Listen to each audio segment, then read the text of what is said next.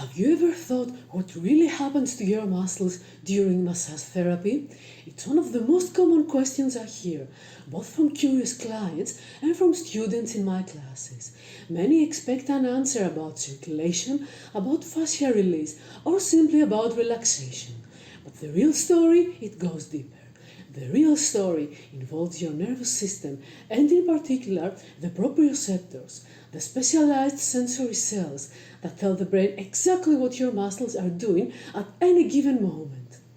Without them, massage therapy would not nearly be as effective, and stretching techniques like Thai massage would lose much of their power. Hey, welcome back to the Science Behind Massage podcast.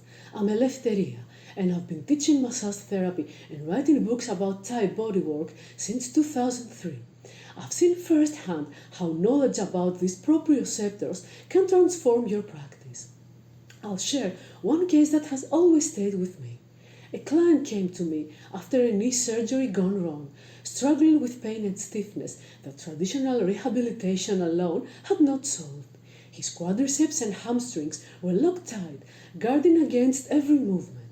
Through a series of Thai massage sessions, using slow, controlled stretches, I watched how his proprioceptors were gradually recalibrated.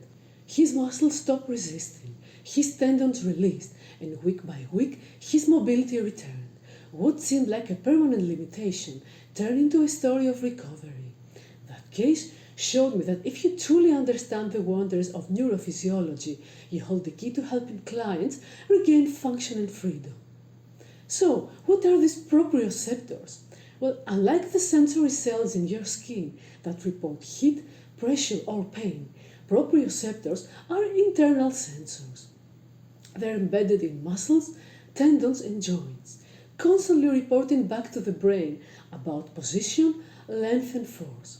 Thanks to them, you can close your eyes and still touch your nose.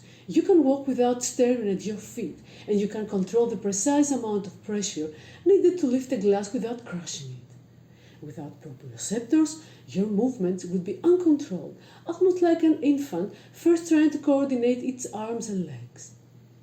Interestingly, blind individuals often develop more refined proprioceptor and kinesthetic awareness, since their nervous system relies more heavily on muscle and joint feedback in the absence of visual clues.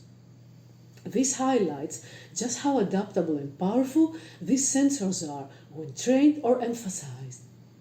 Now, let's focus on the two most important types of proprioceptors for massage therapy, the muscle spindles and the Golgi tendon organs. Muscle spindles are small, specialized fibers located deep in the belly of a muscle. You can think of them as stretch detectors. They are sensitive to two things: the degree of muscle length and the speed at which that length changes. If a muscle is stretched too far or too fast, the spindles fire a signal to the spinal cord. The spinal cord immediately sends back a command to contract the muscle. This is the stretch reflex. It is protective, designed to prevent overstretching and tearing. The classic demonstration of this reflex is the patellar tendon test, where a quick tap to the knee triggers an involuntary kick. But in everyday massage practice, we see the same principle. If we stretch a muscle abruptly, it resists and contracts instead of relaxing. Golgi tendon organs are very different. They sit right at the musculotendinous junction, the place where muscle fibers transition into tendon. Their role is not to sense stretch, but to measure force. There are force sensors constantly checking how much tension a contracting muscle is producing. When that tension gets dangerously high, the Golgi tendon organs fire a signal to the spinal cord, saying stop. The result is an inhibition of the muscle, forcing it to relax in order to protect the tendon and the bone from injury. Unlike spindles, which respond quickly and at low levels, Golgi tendon organs only respond to very strong contractions, the kind that would put tissue at risk. Understanding how these two systems work is vital for massage therapists. Muscle spindles protect against overstretching, while Golgi tendon organs protect against excessive force. When we apply massage techniques, we're constantly interacting with these sensors. For example, in Thai massage stretching, if you move a client's leg too quickly into a hamstring stretch, the spindles trigger contraction and the client resists. But if you move slowly, hold the stretch, and give time, the spindles reduce their firing, and eventually the Golgi tendon organs activate to inhibit the muscle. That's when the hamstring finally lets go. The difference between a failed stretch and a successful release is often just a matter of how we handle these proprioceptors. To make this concrete, imagine working with a client lying supine as you lift their leg into a hamstring stretch. At first, you meet a wall of resistance. The spindles are often on high alert, contracting the muscle to keep it safe. If you were impatient, you might push harder, causing even more resistance. But if instead you hold the stretch gently, keeping steady pressure within 10 or 20 seconds, the spindle activity begins to settle. Then, as tension rises at the musculotendinous junction, the Golgi tendon organs kick in. They tell the brain that force is high and that the hamstring needs to release. Suddenly, the muscle lengthens and the client breathes into the stretch. This is the nervous system at work, not just muscle tissue, and as therapists, we are guiding the process. But working with proprioceptors does come with challenges. The first challenge is overstimulation. If you go too fast, the spindles fight you, causing the muscle to contract and sometimes even spasm. The second challenge is variability.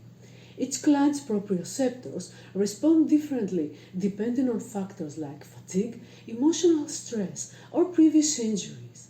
One day, the same stretch may flow easily, while the next day, the very same movement meets resistance. The third challenge is long-term change.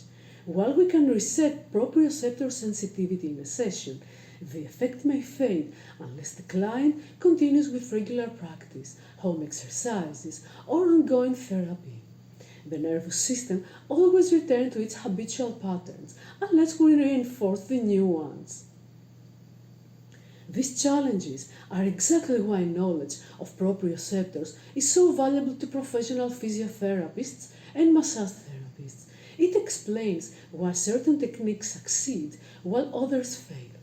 It shows why slow, sustained stretching often feels safer and is safer and produces better results than quick, forceful movements. And it helps us choose the right strategy for each client, respecting their unique proprioceptive system rather than fighting against it. Over the years, I found that clients not only gain physical benefits, but also a sense of trust when the nervous system and muscles are handled with care.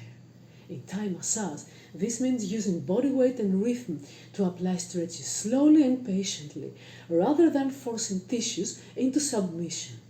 When you do this, you are speaking the language of proprioceptors, and the results, whether pain relief, injury recovery, or improved flexibility, are longer lasting.